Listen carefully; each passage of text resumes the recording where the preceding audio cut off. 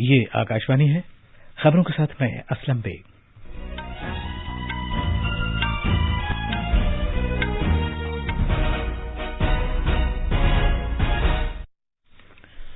اتر پردیش میں اسمبلی انتخابات کے چھٹے اور ساتویں مرحلے اور منی پور میں انتخابات کے دوسرے اور آخری مرحلے کے لیے نامزدگیاں داخل کرنے کا عمل شروع ہو گیا ہے۔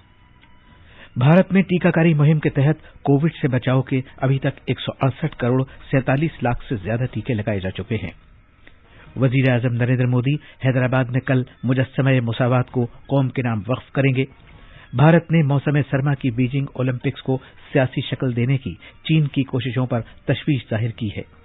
بھارت کے ناظم الامور افتتاحی اور اختتامی تقریبات میں شرکت نہیں کریں گے، اور امریکہ نے زور دے کر کہا ہے کہ وہ چین کی جارحیت کے خلاف بھارت کے ساتھ ہے۔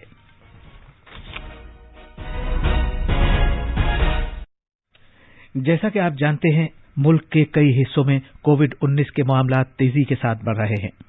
آپ سے اپیل ہے کہ چوکس رہیں، دونوں ٹیکے لگوائیں اور 15 سے 18 سال تک کی عمر کے بچوں اور دیگر افراد کی بھی ٹیکہ لگوانے میں مدد کریں۔ ساتھ ہی کورونا کی نئی قسم بھی تشویش کا باعث ہے۔ اس سلسلے میں غفلت نہ برتیں اور یہ 3 آسان طریقے اپنائیں۔ چہرے پر ماسک لگائیں، 2 گز کی دوری برقرار رکھیں اور ہاتھ اور چہرہ صاف رکھنے پر خاص دھیان دیں۔ اب خبریں تفصیل سے۔ اتر پردیش میں اسمبلی انتخابات کے چھٹے اور ساتویں مرحلے کے لیے اور منی پور میں دوسرے اور آخری مرحلے کے لیے پرچہ نامزدگی داخل کرنے کا عمل آج نوٹیفیکیشن جاری ہونے کے ساتھ ہی شروع ہو گیا ہے۔ یو پی انتخابات کے چوتھے مرحلے میں کل شام تک کل 852 کاغذات نامزدگی داخل کیے گئے تھے۔ کاغذات کی جانچ پڑتال جاری ہے اور نام واپس لینے کی آخری تاریخ 7 فروری ہے۔ یو پی میں 5ویں مرحلے کے انتخابات کے لیے نامزدگیاں داخل کرنے اور منی پور میں 2 مرحلے کے تحت کرائے جانے والے انتخابات کے پہلے مرحلے کے لیے یو پی میں کل شام تک 31 کاغذات نامزدگی داخل کیے گئے، جبکہ منی پور میں 8 کاغذات نامزدگی داخل کیے گئے تھے۔ کاغذات نامزدگی 8 فروری تک داخل کیے جا سکتے ہیں اور کاغذات کی جانچ پڑتال 9 فروری کو ہوگی۔ امیدوار اپنے نام 11 فروری تک واپس لے سکتے ہیں۔ اسی دوران 7 مرحلوں والے اسمبلی انتخابات کے شروع کے 2 مرحلوں کے لیے چناؤ مہم جاری ہے۔ گوا اور اتراکھنڈ میں واحد مرحلے میں کرائے جانے والے انتخابات کے لیے بھی چناؤ مہم جاری ہے۔ بی جے پی کے سینئر لیڈر اور اتر پردیش کے وزیر اعلیٰ یوگی آدتیہ ناتھ نے آج اپنے کاغذات نامزدگی داخل کیے۔ یوگی آدتیہ ناتھ گورکھپور شہر سیٹ سے پارٹی کے امیدوار ہیں۔ اس سیٹ پر چھٹے مرحلے میں 3 مارچ کو پولنگ ہوگی۔ نوٹیفیکیشن جاری ہونے کے ساتھ ہی آج سے اس مرحلے کے لیے نامزدگی کے پرچے داخل کیے جانے کا عمل شروع ہو گیا ہے۔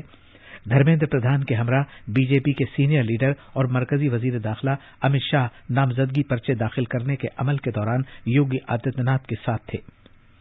نامزدگی پرچے داخل کرنے سے قبل یوگی آدتیہ ناتھ نے گورکھ ناتھ مندر میں آشیرواد حاصل کیا۔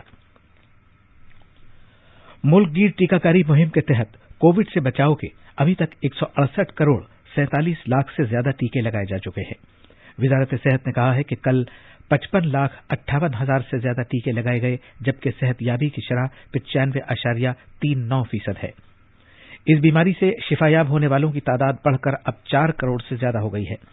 پچھلے 24 گھنٹے کے دوران 1,59,000 سے زیادہ معاملے ریکارڈ کیے گئے اور اسی مدت کے دوران 1,072 مریضوں کی موت ہوئی اور اب تک 73 کروڑ 58 لاکھ سے زیادہ نمونوں کی جانچ کی جا چکی ہے۔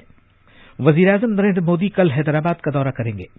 وہ پٹان چیرو کے مقام پر سیمی ایرڈ ٹراپکس کے فصلوں کی تحقیقات سے متعلق بین الاقوامی ادارے کے کیمپس جائیں گے اور ادارے کے 50 سال مکمل ہونے کی تقریب کا آغاز کریں گے۔ وزیر اعظم شام کو حیدرآباد میں مجسمہ مساوات کو قوم کے نام وقف کریں گے۔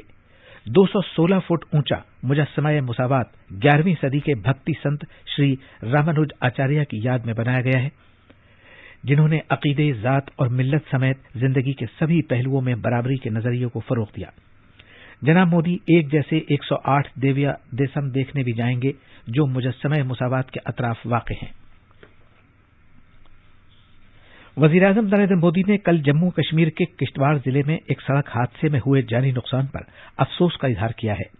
ایک ٹویٹ میں جناب مودی نے کہا کہ دکھ کی اس گھڑی میں ان کی ہمدردی سوگوار کنبوں کے ساتھ ہے۔ اس حادثے میں 6 مسافر اس وقت ہلاک ہوئے تھے جب ایک ماروتی ایکو وین حادثے کا شکار ہو گئی تھی۔ یہ وین کل شام سڑک سے پھسل کر کشتواڑ ضلع میں نگرینا کے نزدیک ایک کھائی میں جا گری تھی۔ نائب صدر جمہوریہ ایم وینکیا نائیڈو نے جموں کشمیر کے کشتواڑ ضلع میں ایک سڑک حادثے میں لوگوں کی جانیں ضائع ہونے پر افسوس کا اظہار کیا ہے۔ ایک ٹویٹ میں جناب نائیڈو نے متاثرہ کنبوں کے تئیں تعزیت کا اظہار کیا ہے۔ یہ خبریں آکاشوانی سے نشر کی جا رہی ہیں۔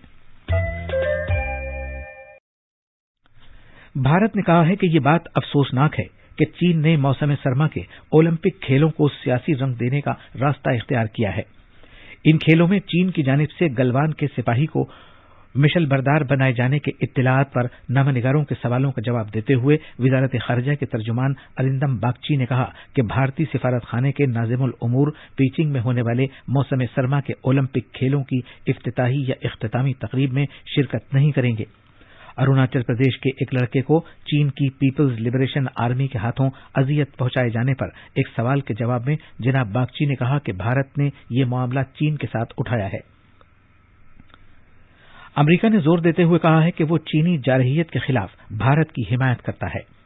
بہت سے قانون سازوں نے پی ایل اے کے اس فوجی کو پیچنگ سرمائی اولمپکس کے لیے ایک مشل بردار کی حیثیت سے چننے کے لیے چین کی مذمت کی، جس نے 2020 میں گلوان وادی میں بھارتی فوجیوں پر حملہ کیا تھا اور جو فوجی کمانڈ کا حصہ تھا۔ امریکہ کے 2 اعلی سینیٹرز نے بھی اس فیصلے کے لیے چین کی نکتہ چینی کی ہے۔